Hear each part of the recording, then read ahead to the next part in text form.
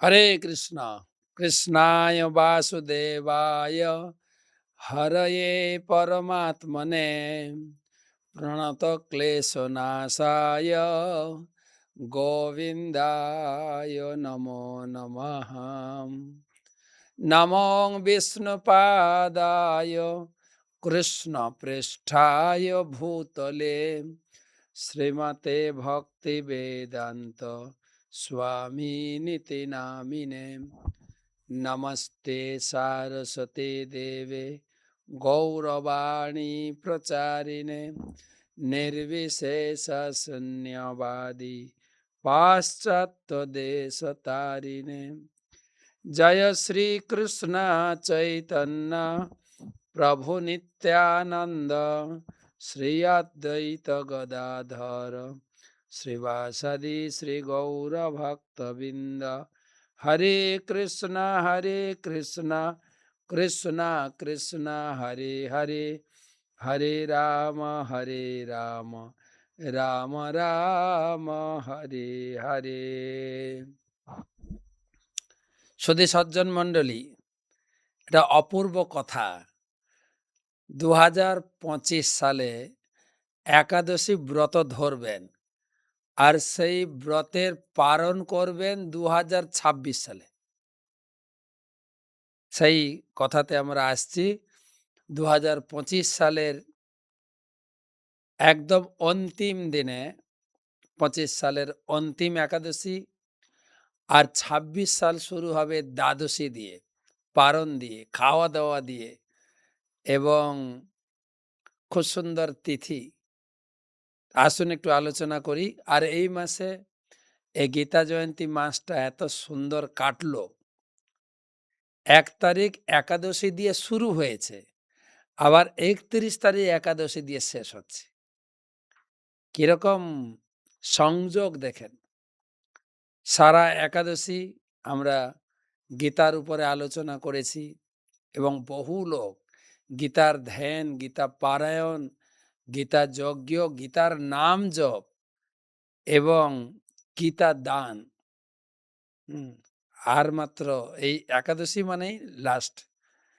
তো কয়টা দিন আছে, আপনি এই শেষ একাদশী তিথি গীতা জয়ন্তী মাসে সেই সুযোগটা ছাড়বেন না। যাই হোক, আমরা 31 তারিখ, 31শে ডিসেম্বর, বছরের শেষ দিন, দ্বাদশী সংযুক্ত একাদশী, এটাকে কুর্ম দ্বাদশী সংযুক্ত একাদশী পালন করব।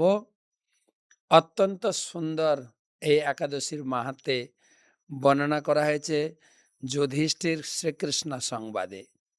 ভবিষ্যত্তর পুরাণে আলোচনা প্রসঙ্গে বলা হয়েছে, যুধিষ্ঠির মহারাজের প্রশ্নের উত্তরে ভগবান কৃষ্ণ তিনি বলছেন যে ভদ্রাবতী নগরে সুকেতুমান বলে রাজা ছিলেন এবং তার সহধর্মিণী রানীর নাম ছিল শৈবা।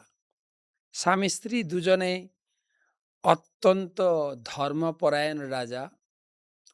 পুত্র বাৎসল্য স্নেহ প্রজাদের পালন করতেন এবং হরি সেবা, হরিভক্ত বিষ্ণু বৈষ্ণবের সেবায়ও জীবন উৎসর্গ করেছেন।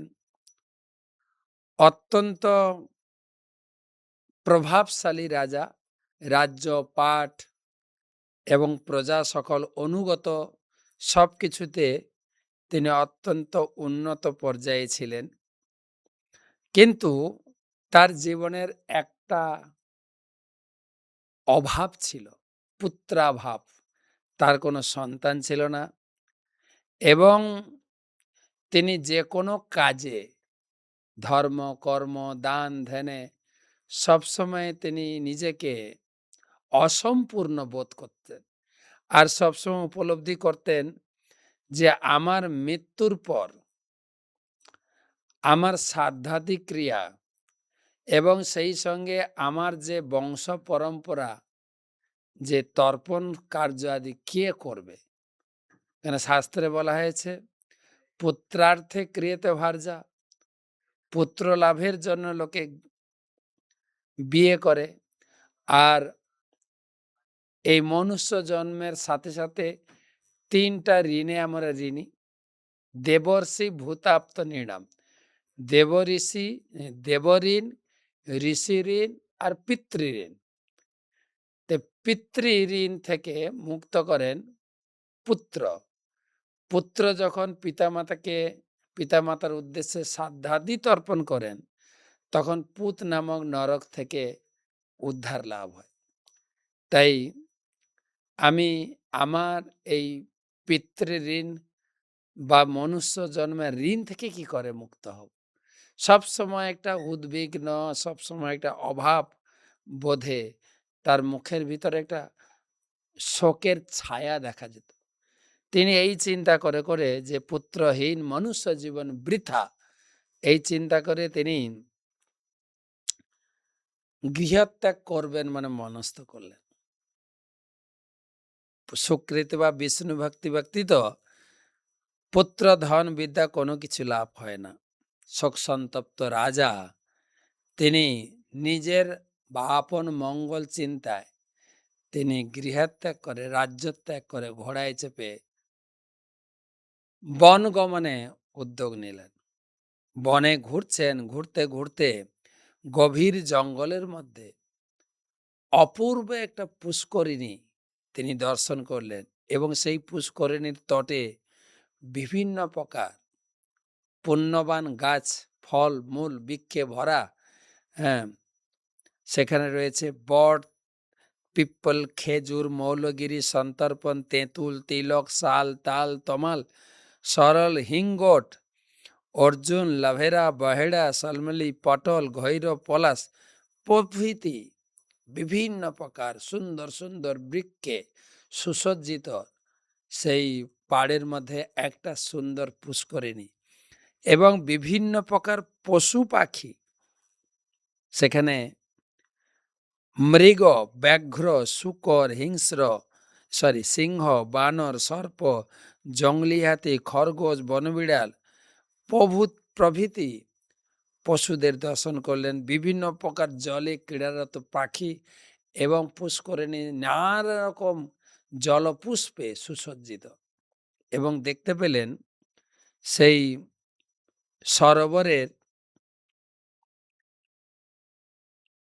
পাড় থেকে বৈদিক ধ্বনি, বিভিন্ন প্রকার স্তুতির ধ্বনি ভেসে আছে এবং যজ্ঞের ধোঁয়ার দ্বারা সেই জঙ্গল সম্পূর্ণ একটা দিব্য প্রকৃতি সৃষ্টি হয়েছে, একটা সুন্দর আভা।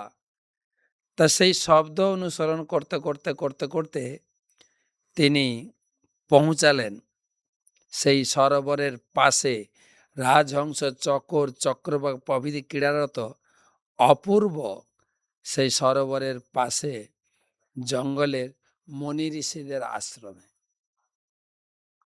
মনি ঋষিদের আলাদা আলাদা করে সকলকে প্রণাম সম্মান করলেন। মনি ঋষিগণ সন্তুষ্ট হয়ে আশীর্বাদ দিলেন এবং বললেন,